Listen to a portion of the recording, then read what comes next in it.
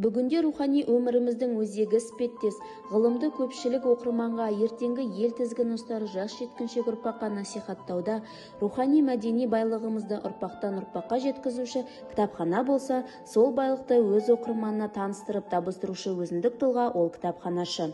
Кітапханашы мамандар өздерінің күнделікті тыңғылықты еңбегі мен шектеусіз ақпаратқа, әлемдік мәдениет пен ғылым құндылықтарына, адамзаттың даналығы мен біліміне кең қолжетімділікті қамтамасыз етеді.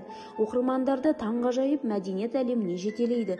Білімге деген сүйіспеншілікті тәрбиелеп, мәдени дәстүрлерді сақтауға және дамытуға үлес қосады. Сондықтан да кітапханашы мамандар әрқашанда киелі орданың мәртебелі иесі болып қала бермек.